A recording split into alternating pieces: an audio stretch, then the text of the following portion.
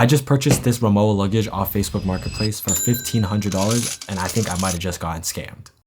So the story goes, me and my friend have been looking at Rimowa luggages recently and are looking to potentially purchase one.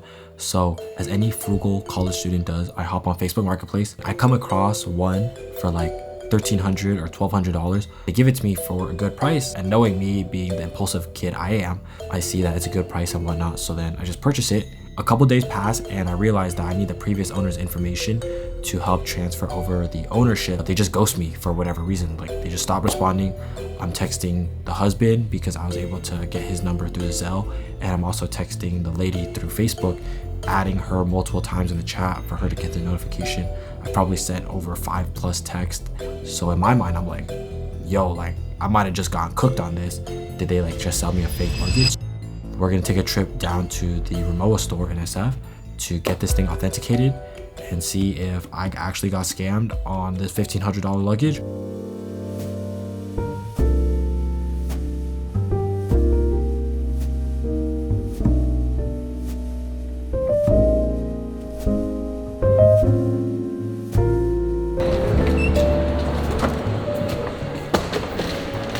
Hello. I got a question. I bought this secondhand on like Facebook Marketplace, and I just wanted to bring it in, get it authenticated. I like did my due diligence and whatnot, but you know, the best place to do it is in real life. So I'll be right back.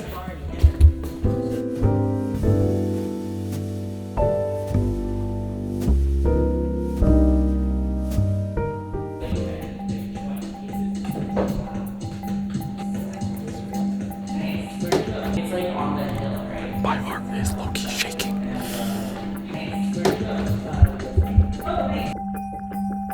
Read me the serial number. 9255. Yep, it's real. Thank God. Nice. What we look for basically is the amount of rivets. So on fake cases, they use way more rivets than we do. Typically there's 2 rivets down here, or sometimes 4, but it's a bunch of rivets along the side. Instead of, we space it out evenly, they just go ham. I'm sure that when you see a bunch, you kind of know over time. Yeah, the aluminum is thinner. So it's like you can kind of feel, I want to say the fakeness of it, but basically it's a cheaper aluminum, and so you can definitely feel the difference. Mainly the main big tell are the locks.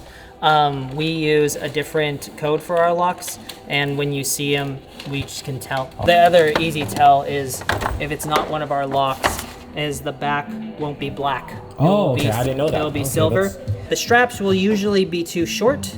They will be less thick. They'll be really flimsy, or like kind of brittle. It feels like plastic instead of the rubber we use. Screws here that we use are Torx screws. And on fakes, they're usually Phillips. The other thing is the lining, it goes up to this edge, and on the counterfeit cases, they go, they expose the hardware. This is how we get into repair. Then under here, there's hardware, and the liner would usually go up to this line.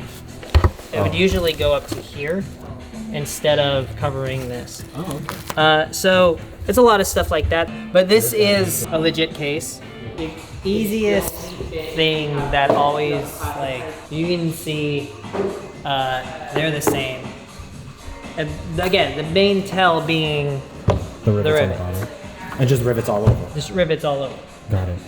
That's the main tell. And then for me personally, anytime, it's really just the locks. Like our locks look like, so you have a real case. So our locks look like this. Yeah. Thanks so much.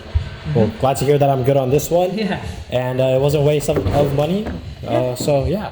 Well, thanks so much for the help. Yeah, you're welcome. I appreciate you. Take care.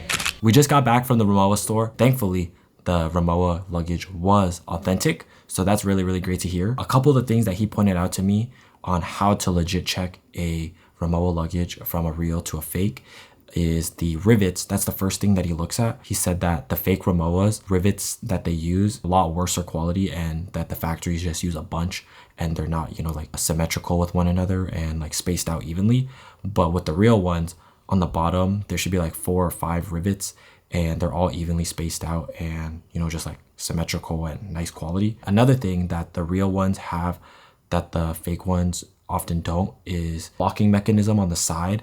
The backing of it should be black, while the fake ones, the locking mechanism is all silver or just like a different color. So that's another telltale sign. The third thing being the NFC tag. When you scan your phone to the back of this handle right here, it'll pop up on your phone, and then the serial number that pops up online should match the serial number engraved onto the side of the luggage. As for the interior, the lining of the case inside, much better quality. The fake ones are like a plasticky material, while the authentic one is like thin fabric material. So that's another telltale sign. He said that the lining should go all the way up to the metal casing compared to the fake ones where they'll leave the hardware exposed.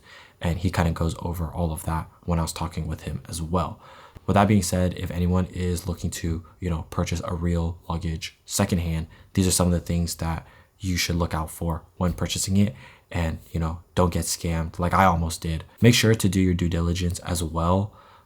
Some of the legit checking things that online mentions is a lot different compared to what the client advisor was able to tell me. So, you know, don't believe everything that you see online, and the best way to authenticate a luggage is to just bring it in store.